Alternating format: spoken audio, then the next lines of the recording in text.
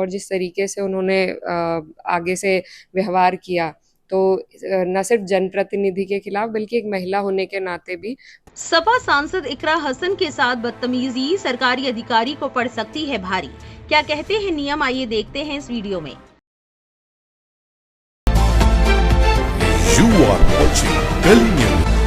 उत्तर प्रदेश के कैराना से समाजवादी पार्टी की सांसद इकरा हसन ने सहारनपुर के एडीएम पर दुर्व्यवहार का आरोप लगाया है। साथ ही इसकी शिकायत उत्तर प्रदेश के मुख्य सचिव से भी की है। इकरा हसन का आरोप है कि सहारनपुर के एडीएम ने उन्हें गेट आउट कहा, साथ ही उनके साथ अपमानजनक भाषा का इस्तेमाल भी किया। उस पर एडीएम ने भी अपना पक्ष रखा है। उन्होंने आरोपों को नकार दिया है। दरअसल 1 जुलाई को यूपी के कैराना सीट से सपा सांसद इकरा हसन चौधरी ने उत्तर प्रदेश के चीफ सेक्रेटरी के नाम शिकायती पत्र लिखा। इसमें उन्होंने सहारनपुर के एडिशनल डिस्ट्रिक्ट मजिस्ट्रेट यानी एडीएम संतोष बहादुर सिंह पर कुछ गंभीर आरोप लगाए। लेटर की कॉपी सांसद ने सहारनपुर के डिविजनल कमिश्नर को भी दी। इकरा हसन ने बताया कि वो छुटमलपुर नगर पंचायत की अध्यक्ष शमा परवीन के साथ एडीएम से मिलने पहुंची थी। ये मीटिंग उन्हें नगर पंचायत से जुड़ी कुछ समस्याओं को लेकर करनी थी, लेकिन कथित तौर पर उस वक्त एडीएम अपने ऑफिस में नहीं थे। इकरा आरोप लगाती है कि एडीएम ने पहले लंच का बहाना बनाकर मुलाकात को टालना चाहा, लेकिन वो दोपहर 3 बजे फिर से नगर पंचायत अध्यक्ष के साथ एडीएम ऑफिस पहुंच गई। तब एडीएम मिल भी गए। सांसद इकरा हसन का आरोप है कि यहाँ एडीएम का रवैया अहंकारी और असभ्य था। सांसद ने कहा कि जब वो शालीनता के साथ अपनी बातें रख रही थी, उसी वक्त एडीएम उन पर भड़क गए।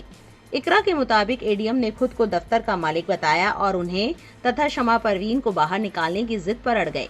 एडीएम ने सांसद के आरोपों को पूरी तरह खारिज कर दिया और दावा किया है कि सूचना मिलते ही वो तुरंत दफ्तर पहुंच गए थे और आदर के साथ सांसद का स्वागत किया। उन्होंने गेट आउट कहने के आरोप को निराधार बताया है, मगर मामले में जांच का आदेश हो चुका है। इस जांच में क्या आता है, अब सभी को इसका इंतजार है। किसी सांसद के साथ बदतमीजी करने पर क्या कहते हैं नियम।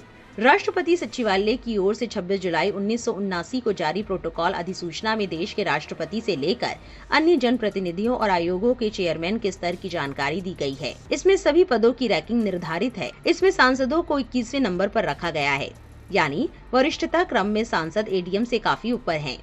केंद्र सरकार के सचिवों की वरिष्ठता भी सांसद से काफी नीचे है। ऐसे में सरकारी कर्मचारियों या अफसरों की ओर से सांसद या जनप्रतिनिधियों से अपमानजनक व्यवहार अनुशासन के विरुद्ध माना जाता है। इसके अलावा सांसद जनप्रतिनिधि होते हैं और उन्हें इस पद पर कुछ विशेषाधिकार भी मिले होते हैं। भारतीय संसद के संसदीय विशेषाधिकार नियमावली में इसकी जानकारी दी गई है। इसके मुताबिक प्रत्येक सदन को ऐसे काम के लिए भी दंड देने का अधिकार है जो संसद या उसके सदस्यों की गरिमा के खिलाफ होते हैं। इनमें संसद के आदेशों की अवज्ञा के अलावा उसके सदस्यों या अधिकारियों का अपमान करना भी शामिल है। ऐसी कृत्यों को विशेषाधिकार उल्लंघन या और ज्यादा सही रूप में अवमानना कहा जाता है। सदन के पास विशेषाधिकार उल्लंघन के कृत्यों पर दंड देने का अधिकार है, चाहे ये सदन में किए गए हो या सदन के बाहर, चाहे सदन के ही किसी दूसरे सदस्य ने किया हो या सदन के बाहर के किसी व्यक्ति ने। संसद के कानूनों के हिसाब से ये दंडनीय है, लेकिन नियमावली के मुताबिक बिना शर्त की गई सच्ची क्षमा याचना को संसद स्वीकार कर लेती है। ये नियम एडीएम संतोष बहादुर सिंह के लिए इसलिए भी मुसीबत बन सकता है क्योंकि उत्तर प्रदेश के सरकारी कर्मचारी आचरण नियमावली के हिसाब से भी आपराधिक है। सरकारी आचरण नियमावली 1956 के नियम 3 के मुताबिक सरकारी सेवक से ये उम्मीद की जाती है कि वो शालीनता की मर्यादा में रहे। वो आज्ञाकारी, सावधान, ईमानदार, समय का ध्यान रखने वाला, अच्छा व्यवहार करने वाला और अपना काम करने में परफेक्ट हो। अगर ऐसा नहीं है तो उसका मामला डिसरिस्पेक्ट की कैटेगरी में आएगा, चाहे ये दफ्तर में हो या दफ्तर के बाहर निजी जीवन में।